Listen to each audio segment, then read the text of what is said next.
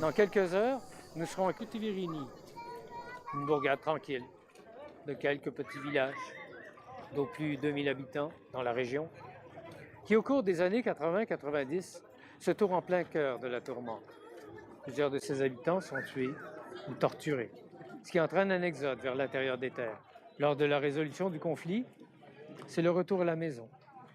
Une maison qui doit alors défendre contre les intérêts divers, la construction d'un barrage, l'exploitation forestière abusive, les pétrolières, les narcotrafiquants.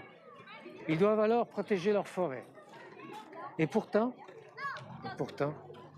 c'est un petit village tranquille que nous allons découvrir ensemble.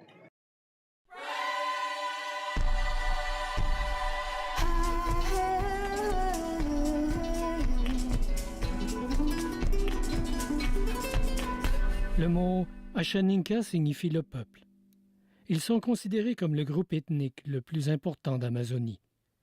Le recensement de 2007 estimait la population totale à 85 000 habitants. La majeure partie de la population vit du côté péruvien, l'autre partie du côté brésilien. Lors du conflit avec Sentier Lumineux, un groupe armé maoïste dans les années 80, plus de 6 000 d'entre eux ont été tués, 5 000 ont été réduits à l'esclavage et plus de 10 000 ont été déplacés aussi loin que dans la région d'Acre, au Brésil. Du côté péruvien, ils sont regroupés principalement le long des rivières Ene et Tambo. Dans la région, on les appelle Rio Ene et Rio Tambo.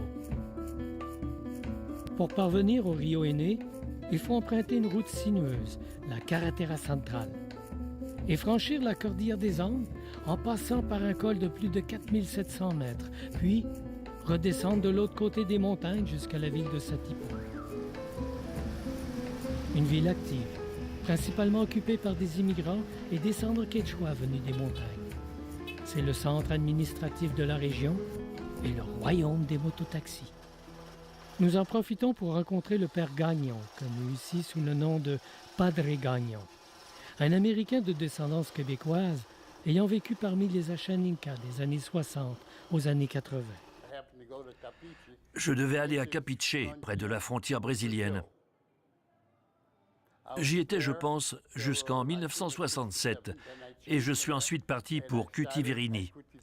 La mission de Kutivirini existait déjà. Un des frères avait commencé avec une petite mission très rudimentaire, mais la mission était déjà bien établie. Je pense que j'ai probablement plus appris des autochtones qu'ils n'ont appris de moi. Quand je suis arrivé à la mission de Kutivirini, mon idée était de former une section pour ceux qui choisissaient de vivre en suivant la tradition s'ils le désiraient ou, différemment, sur une portion du territoire le long de la rivière principale, parce qu'on attendait des immigrants à cet endroit. On avait un plan avec le gouvernement. Ça n'a pas bien marché. Ça n'a pas bien marché. Hors de la ville, la belle route asphaltée fait place à la piste jusqu'au port de Puerto Ocopa, car les transports en Amazonie se font souvent par voie fluviale. Notre destination, Kutivirini, aussi appelée tout simplement Kuti par ses habitants, est située dans l'Amazonie péruvienne, au bord du Rio Ene. Ce village est le centre d'une communauté administrative de plusieurs petites communautés, éparpillées souvent à quelques kilomètres. Pour y parvenir, il faut un jour de bateau à moteur. Nos amis Ashaninka, Jorge et Hernan nous accompagnent. En cours de route, on rencontre les convois des Coupes Blancs faits plus en amont. Les gens de Kutivirini ont décidé de protéger leurs forêts en étant subventionnés par Cool Earth, un organisme britannique de sauvegarde des forêts. Avant de parvenir au village, nous devons passer par 3 postes militaires bien localisés dans les hauteurs. À chaque point de contrôle, nos identités sont vérifiées sous la mire des mitrailleuses bien camouflées. C'est que la région du Rio Haine est sous contrôle militaire.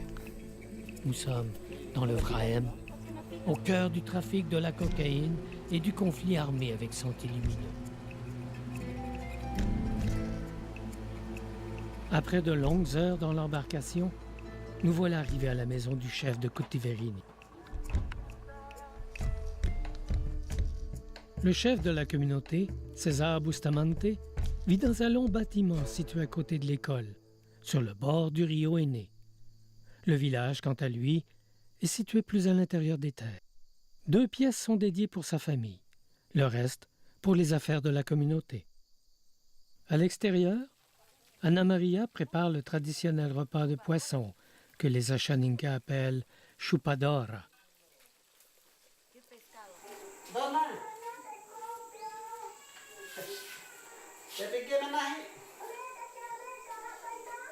Quant à César, il communique avec Maria, la femme chef de Pajonal.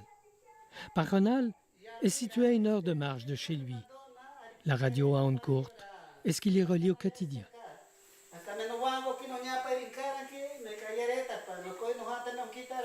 Il parle un mélange d'espagnol et de la langue propre aux Ashaninka, une langue appartenant à la famille linguistique arawa.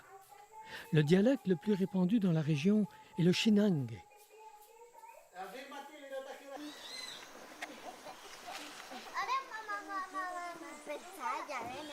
Les enfants ne parlent espagnol que lorsqu'ils vont à l'école. Auparavant, ils ne parlent que la langue ashaninka. On donne aux enfants un prénom provisoire jusqu'à l'âge de 7 ans où ils obtiennent leur nom définitif qui reflètera mieux leur caractère.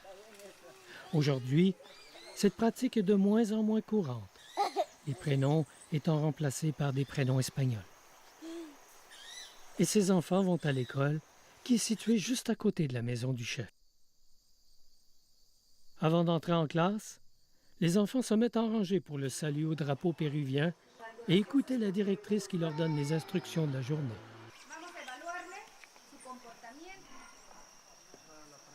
La langue officielle de l'éducation à Cutiverini est l'espagnol. En classe, ils apprennent à lire et à écrire en espagnol. Leur langue maternelle n'y est pas enseignée. Dans la cour d'école, les choses se passent en ashaninka et dans la classe, en espagnol.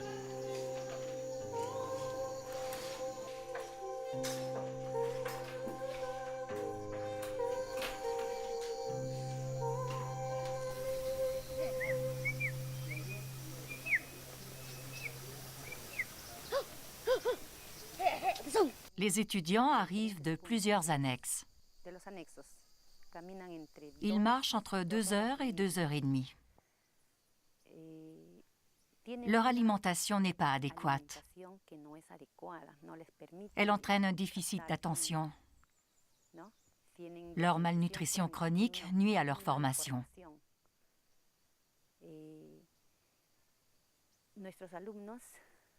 Nos étudiants ont des difficultés d'apprentissage. La directrice nous amène au champ éducatif de l'école. Les Ashaninka étaient, il n'y a pas si longtemps, principalement des chasseurs-cueilleurs, vivant de pêche, de chasse et de la culture du manioc. Depuis quelques années, ils font le passage vers une société agraire. Comme la plupart des peuples d'Amazonie, ils ne maîtrisent pas les techniques d'agriculture comme leurs voisins de la montagne et de la côte. La plupart des professeurs de l'école de Cutiverini sont des Quechua issus des montagnes. Leurs ancêtres avaient développé un savoir-faire agricole très développé.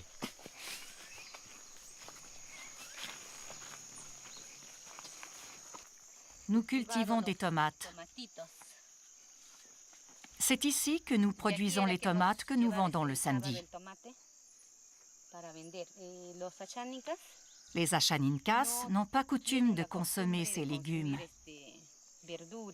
Au collège, nous leur apprenons progressivement à les cultiver. Nous devons les convaincre de les consommer et nous leur enseignons les valeurs nutritives de ces produits.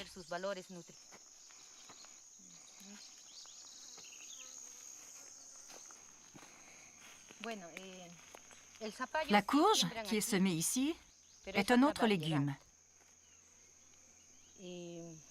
S'ils consomment de la courge, ils la consomment grillée, comme ça, avec la peau. Ils la grillent et ils la mangent. En plus de ces cultures, nous avons aussi du cacao, du sésame. Notre objectif est que les étudiants prennent conscience des propriétés nutritives de ces produits et les consomment. Actuellement, ils les cultivent pour les vendre et non pour les manger. Ces terrains sont parfaits pour cultiver le sésame et les légumes. Les produits ici sont biologiques. Nous n'avons pas l'habitude d'utiliser des fertilisants.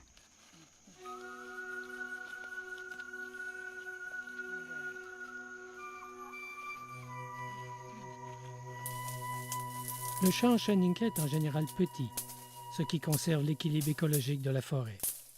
La première étape consiste à défricher à la machette, une opération qui, du reste, impose une limite à la grandeur cultivée. La forêt est dense et demande beaucoup de travail réparti sur plusieurs jours. Comme à plusieurs endroits en Amazonie, on pratique la culture sur brûlis. Chaque famille a son champ qu'il nomme chacra.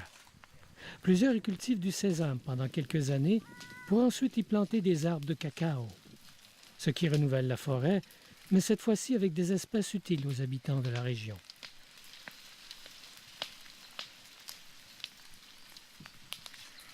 La famille de l'instituteur s'affaire dans leur nouveau chakra. Régulièrement, ils le changent de lieu pour renouveler le sol.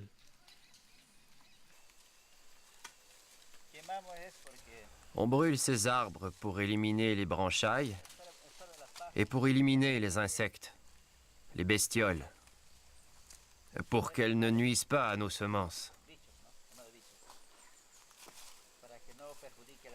On ne le fait pas par plaisir, mais pour que la terre soit bien dégagée. Ainsi, notre récolte va pousser plus sainement.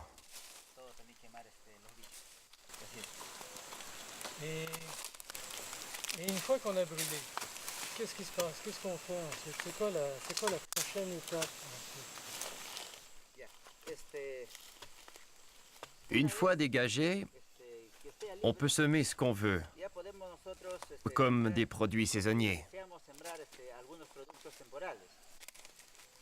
Maintenant, on nettoie le terrain parce qu'on veut semer du sésame. L'avantage du sésame est qu'on n'a pas besoin que cela soit dégagé parfaitement pour semer. Nous semons de cette manière. Cela va nous fournir du sésame que l'on grillera pour qu'il ne pourrisse pas. Comme ça, on pourra le conserver ou le manger. Nous ramassons et brûlons les brindilles.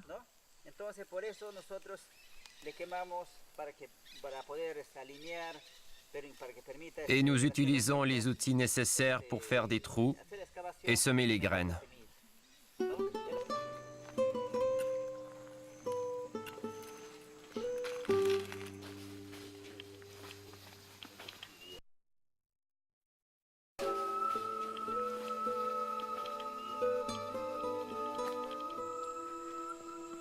Anna Maria nous fait emprunter le petit chemin menant à Pajonal.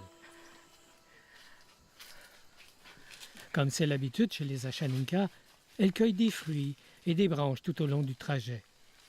À Kutiverini, la nature est généreuse et les trajets sont souvent ponctués d'arrêts gourmands pour goûter quelques fruits.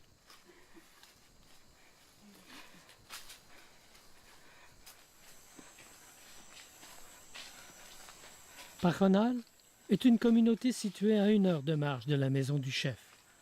Nous y rencontrons Maria, la femme chef de Pajonal.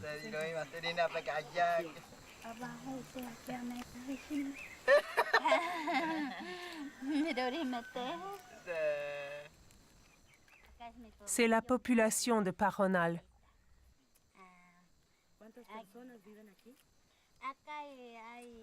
Ici, ils vivent dans 8 maisons.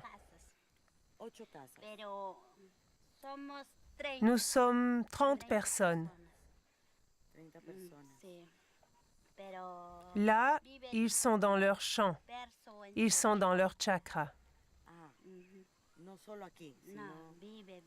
Non, ils sont dans leur chakra. Ce sont principalement les femmes qui s'occupent des plantations. La femme chef, comme les autres femmes de sa communauté, va chaque jour travailler dans son champ, son chakra. Elle et son mari ont défriché et brûlé leur champ pour y cultiver du sésame. Quand c'est brûlé, c'est plus facile de semer le sésame. Et donc, pendant que l'époux travaille ailleurs, nous, on défriche pour le sésame. Parce que ça pousse mieux et parce qu'on aura plus de plants, de fruits. Et comme on dit, des brindilles, toujours des brindilles. Nous désherbons ce qu'on voit sur le sol. Après 3 mois, c'est à maturité. On le fait sécher. Ensuite, il est battu, puis on le tamise. Et tout est mis dans un sac. Ça demande de 7 à 8 sacs quand c'est fini.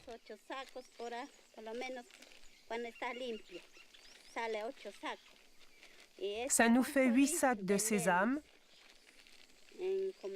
que nous vendons aux commerçants qui viennent ici. Je vais maintenant défricher en faisant attention de ne pas me blesser parce que les branches ont des épines.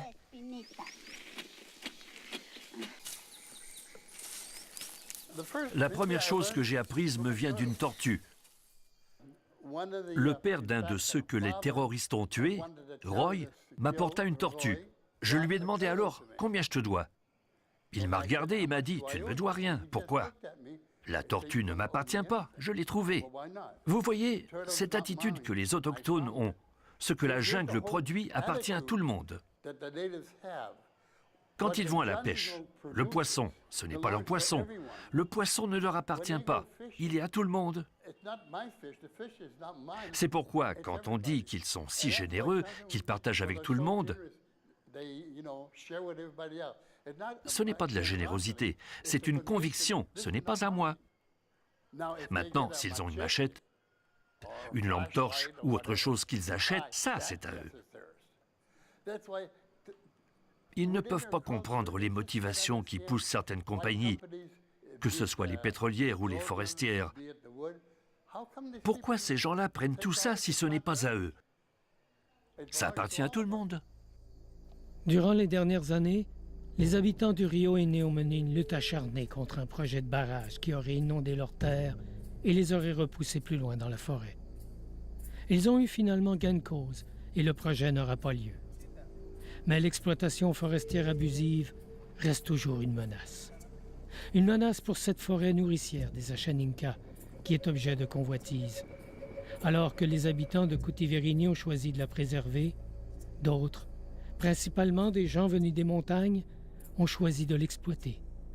Ce qui, bien sûr, a des conséquences sur la faune et la flore.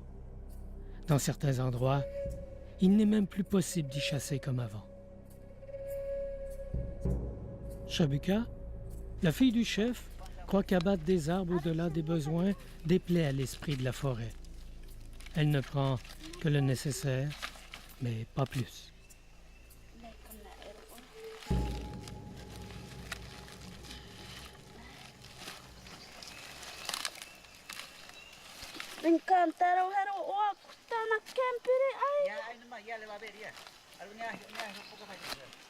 Le champ de la famille est souvent à une demi-heure ou 1 heure de marche de leur maison.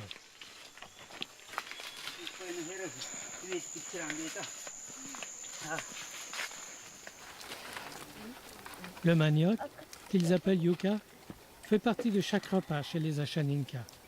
Il est à la base de leur alimentation.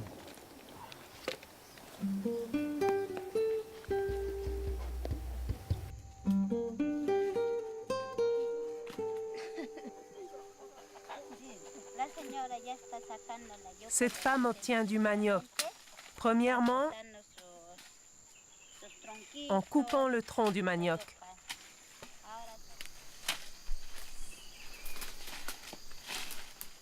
Maintenant, elle creuse pour extraire la racine du manioc.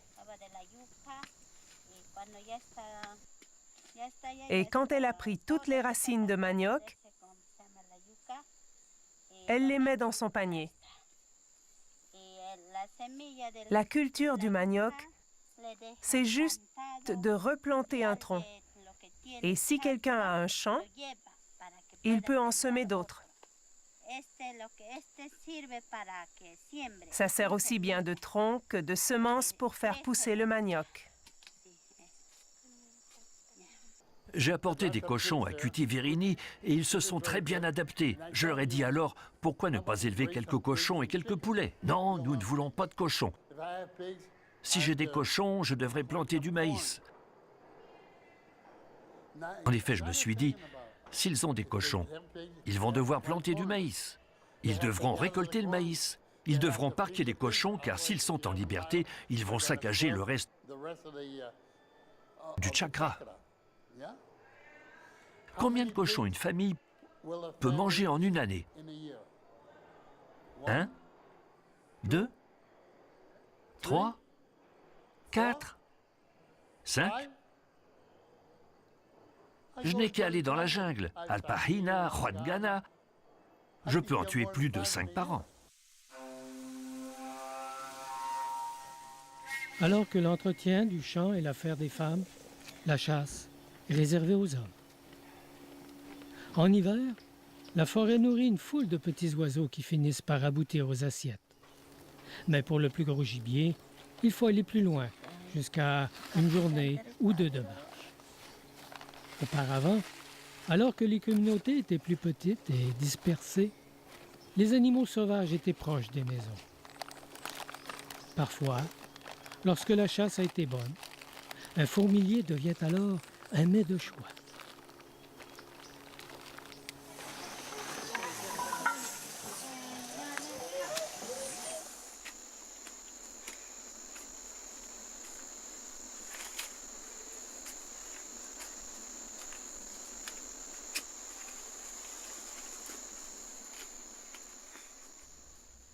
Ça, c'est l'achiote, c'est un maquillage. C'est sa coutume. Les ancêtres se maquillaient eux aussi. C'est pour ça aussi qu'elle porte les habits traditionnels et qu'elle est maquillée avec l'achiote. Quand elle a semé, cuisiné, tout préparé, et quand les tâches sont terminées, elle prépare l'achiote et se maquille avec. Depuis le conflit avec Sentier Lumineux, la majorité des hommes sont habillés à l'occidental. Mais les femmes portent encore l'habit traditionnel que les Ashaninka appellent kushma.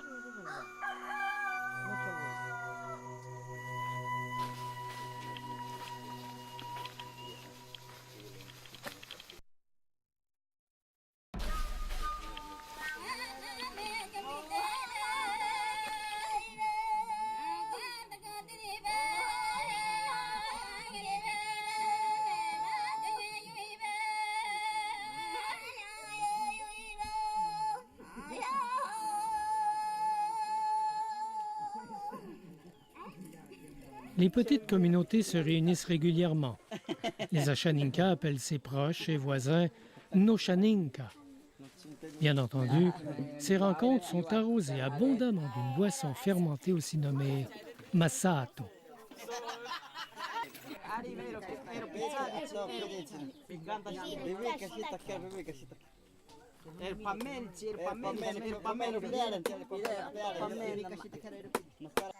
Comment on fait la masato? Cette femme est allée chercher du manioc et elle l'apporte jusqu'à sa maison. Elle l'a pelé, puis elle l'a coupé. Ensuite, elle a ajouté de l'eau Elle l'a mis sur le feu.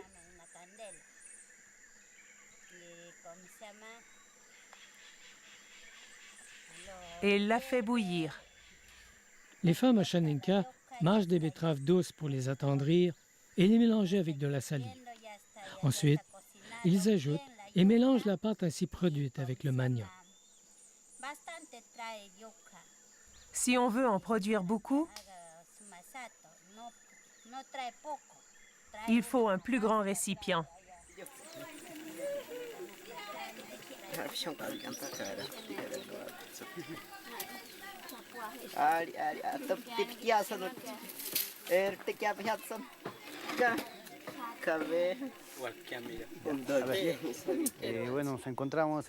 Nous nous trouvons au poste de santé de Cutiverini.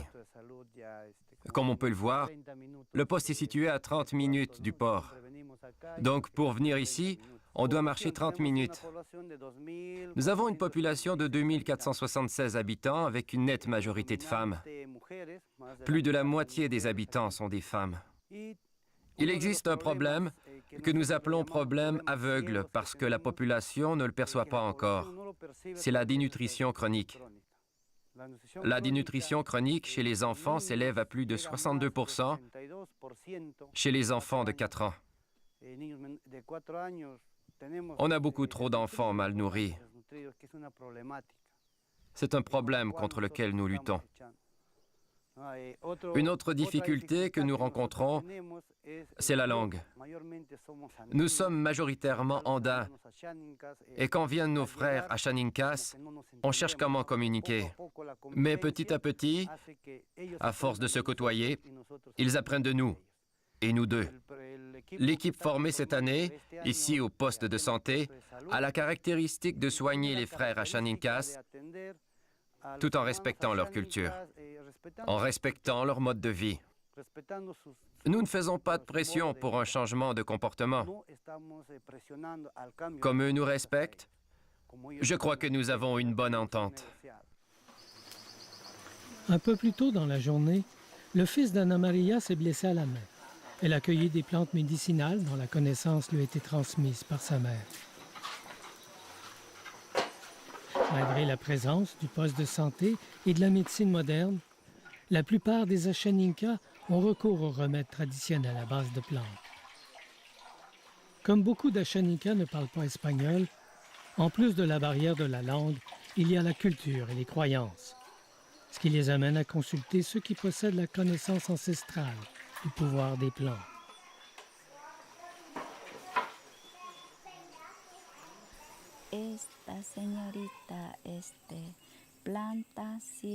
Cette plante s'utilise par vaporisation. On recueille ces herbes et on met ces petites feuilles dans un chaudron pour en faire de la vapeur quand on est malade.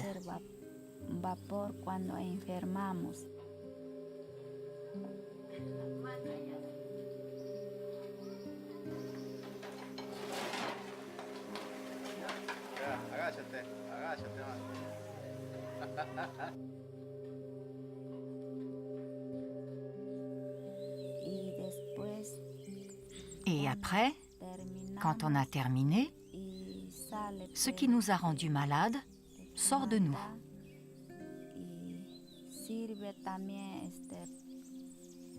Ces herbes servent aussi pour nos parasites. On la fait bouillir jusqu'à ce qu'il reste une eau jaune. Après,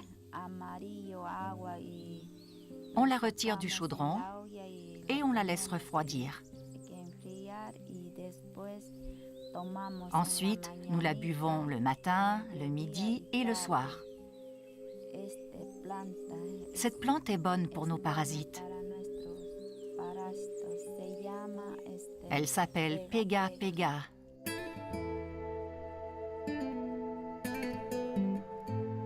On est samedi matin et c'est jour de marché à Cutiverini.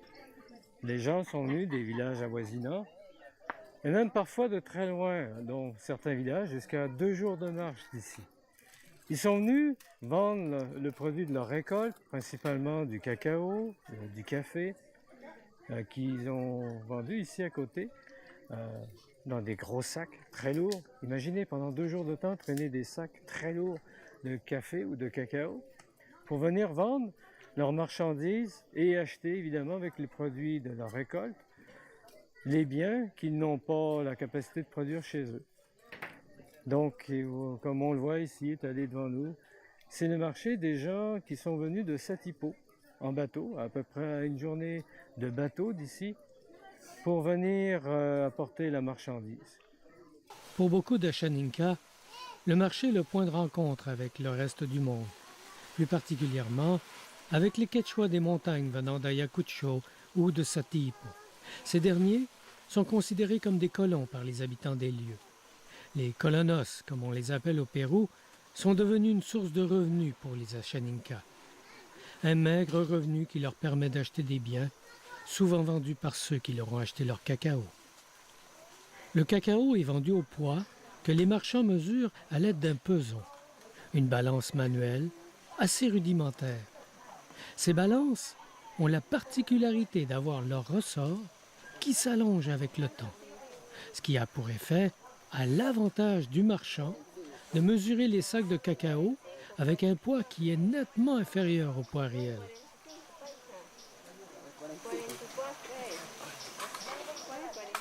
Est-ce que vous pourriez nous dire combien peut coûter 1 kilo de cacao? 6 sols le kilo. Et qu'est-ce que vous faites avec tout ce cacao après que les gens l'ont vendu ici? On le transporte par la route pour qu'il soit transformé par des manufacturiers dans le département d'Ayacucho. Là-bas, il va finalement devenir du chocolat. Sitôt gagné, sitôt dépensé.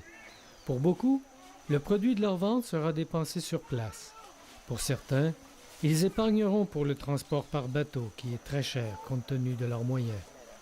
Mais pour la plupart, les communautés des alentours et le petit marché de Cutiverini restera leur plus lointaine destination. Le petit marché est pour ceux qui n'ont pas les moyens de payer le bateau qui les emmènerait au grand marché, situé à 1 heure de la maison du chef, sur un grand banc de sable, le long du Rio Ine. Là, ils auraient un meilleur prix pour le produit de leur récolte. C'est qu'ici, le bateau qu'on appelle peke peke, c'est le taxi. Et le taxi, c'est très cher pour les moyens de la plupart des Ashaninka.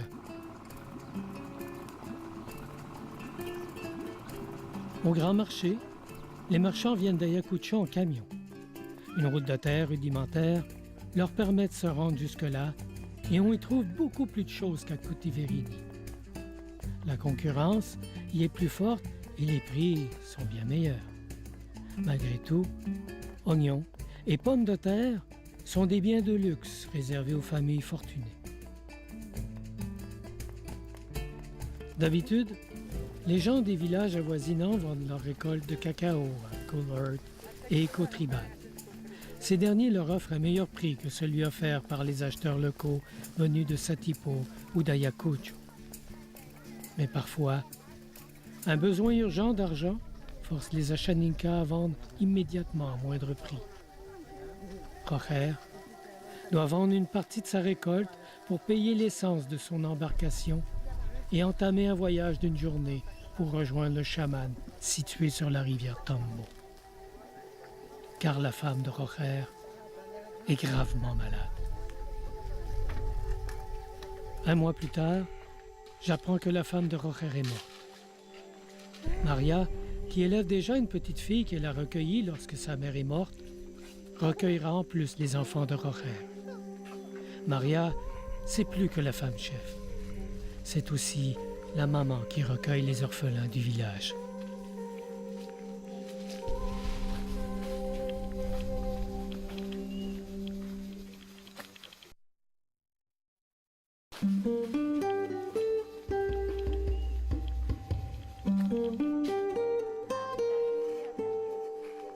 En plus de son champ de sésame, Maria cultive aussi le cacao. Quelques cabosses sont mûres à point et ne demandent qu'à être récoltées. La récolte est souvent une affaire de famille où enfants et adultes y participent.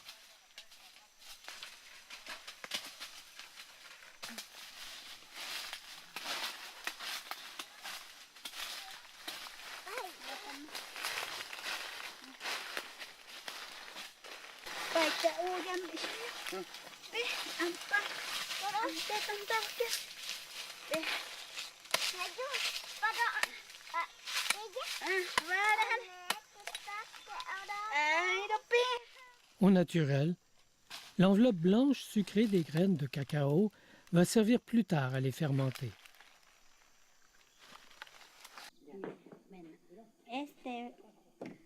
Ces boîtes servent pour la fermentation du cacao, pour faire fermenter ce qui a été récolté.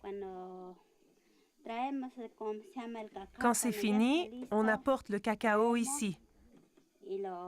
Nous le déversons par là. Pendant 3 jours, il est brassé. Et ceci, ça sert à brasser. Quand ça fait 4 ou 5 jours, je le verse par là et on l'emporte là-bas pour le laisser au soleil.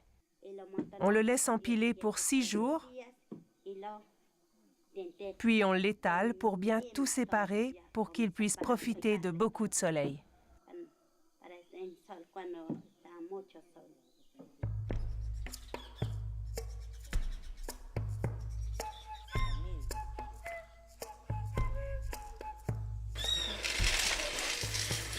En plus de la culture du cacao et du sésame, l'artisanat est une autre source de revenus pour les femmes Ashaninka. Les colliers qu'elles fabriquent sont vendus pour quelques sous au marché, mais revendus beaucoup plus cher aux touristes à Satipo.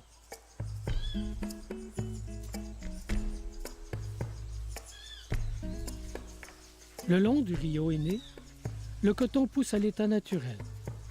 Jadis, et encore aujourd'hui dans certains villages, il sert de matière première au couchema.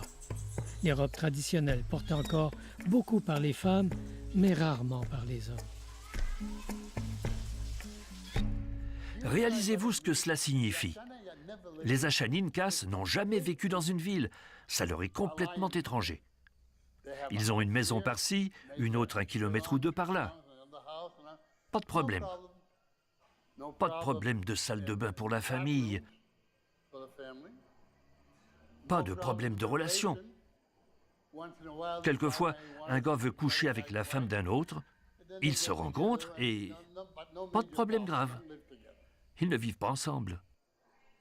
La nourriture n'est pas un problème, parce que chacun a un grand territoire. La rivière n'est pas un problème non plus. Ils vont faire une grande pêche tous ensemble. Ils vont pêcher en communauté. Mais quand vous créez une ville, alors là, vous avez un problème. Quelle est la première chose qu'ils veulent faire? Non, on veut faire une ville pour les mettre tous ensemble. C'est une culture complètement différente de la nôtre. Bien que plusieurs Ashaninka vivent encore éparpillés dans la forêt, depuis le conflit armé avec Sentier Lumineux, de plus en plus se regroupent en petits villages de quelques dizaines d'âmes pour mieux se protéger, partager des ressources et s'entraider. Les maisons sans murs, nommées par les Ashaninka Pankodze, sont bien adaptées à la chaleur de l'Amazonie. Les gens du village collaborent ensemble pour construire de nouveaux bâtiments. Ils n'utilisent que les matériaux disponibles dans la nature, pas de clous, mais plutôt des cordes faites à partir des feuilles de palmier. Les cartes indiquent qu'à cet endroit, il y a une piste d'atterrissage. Les habitants de Kutiverini nous apprennent que l'armée a bombardé la piste pour empêcher les trafiquants de drogue de s'y poser. La piste n'est plus praticable. Seul reste un étroit chemin que nous empruntons pour aller à la pêche. Une fois par mois, les gens de Kutiverini viennent ici, au rio Mamiri, pour venir y faire la pêche à la waga. La waga, c'est tout simplement une feuille que l'on récolte une fois par mois. Donc, une fois par mois, les gens viennent ici faire la pêche à la waga. Auparavant, évidemment, ils auront préparé une espèce d'anesthésiant pour le poisson. C'est pas vraiment un poison, mais plutôt un anesthésiant. Alors, ça consiste avec de la feuille de waga, ensuite de la feuille de tabac, de la cendre et du piment. Le tout est mélangé dans un mortier qu'on a créé dans le sol. Et avec un pilon, on va donc se créer un mortier où on va pouvoir créer ce mélange qui va nous créer une pâte noire, épaisse, où le tout sera mélangé. Pour les transporter, ensuite, on va faire des boules qu'on va mettre dans le panier. On amène ça ici. Et ces boules, on va les placer en dessous des rochers. On doit créer ici, à côté de moi, un barrage. Un barrage que l'on aura créé avec tout simplement des feuilles.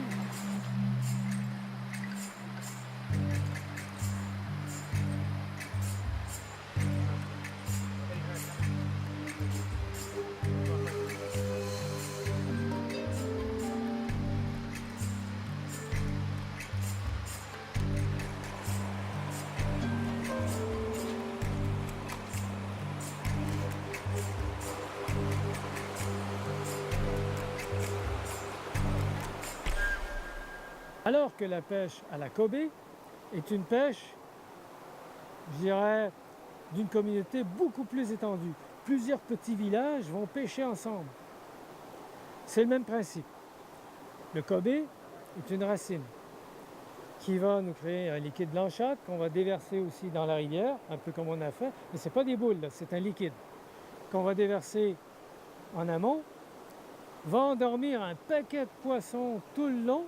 Et les femmes et les enfants vont attendre en aval, dans un endroit où l'eau est beaucoup plus calme, beaucoup plus stagnante, c'est-à-dire en bas des rapides, avec des filets. Et là, c'est la pêche miraculeuse. Comme le disait Padre Gagnon, les Ashaninka considèrent que les produits de la forêt sont à tout le monde. Et donc, le produit de la pêche se partage aisément.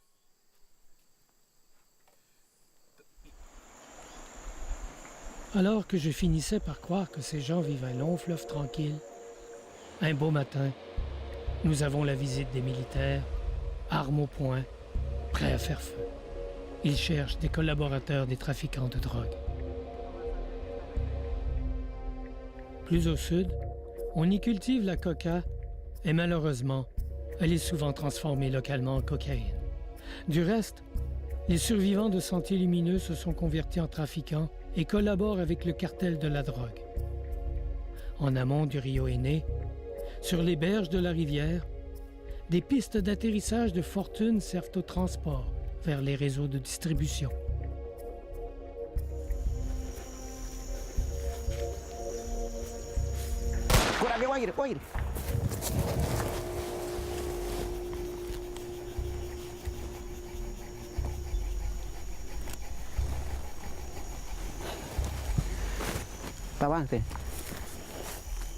Pour défendre leur territoire et protéger leurs gens, les gens de Kutiverini ont créé une milice armée, dont ses membres font régulièrement des rondes pour assurer la sécurité. Rocher, le chef de la milice, lors du conflit avec Sentiers Lumineux, a été un enfant soldat. Je suis natif de Kutiverini et j'ai participé à la violence politique de Sentiers Lumineux. Quant à ma famille, elle a disparu. Tous morts. Je suis parti dans la montagne quand j'avais 8 ans pour aller à Andahuaylas. Les senderos m'ont forcé à aller avec eux. Et mon père, ma mère et mes frères ont été emmenés en face, là, pour aller à Yuyato. Ils m'ont emmené dans les montagnes. J'ai abandonné ma mère et je ne l'ai plus revue. Ils l'ont tuée.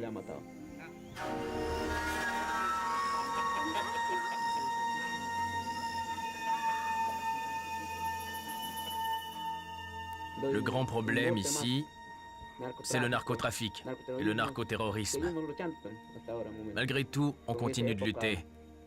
À l'époque, en 1994-1995, la communauté de Kutiverini a pris les armes, avec uniquement des arcs et des flèches. Grâce au gouvernement péruvien, tout s'est calmé un peu. Mais le narcoterrorisme continue. avec la délinquance et en plus la drogue. Cela se passe en ce moment. Mais on continue de lutter pour la sécurité. C'est ce qui est le plus important aujourd'hui. L'État péruvien nous a donné des armes.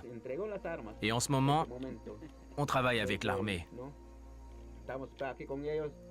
Ainsi, grâce au gouvernement qui nous a fourni des armes,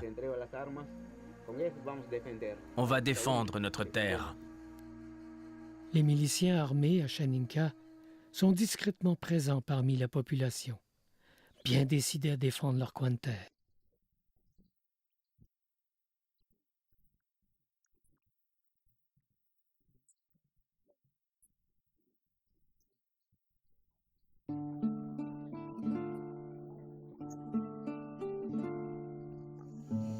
Que estoy orgullosa de mi cultura. Quiero decirles que estoy feliz en mi selva, en bosques y ríos. Nadie más diestro conocí. Haciendo sarato, koshma, nenketsi kima bakorenchi. Haciendo masato, chopispa, asando yoka, ahumando carne. Una casita de jiribati, un río, un bosque, con fauna y flora variada y un cielo encantador. Son la fuente de mi felicidad.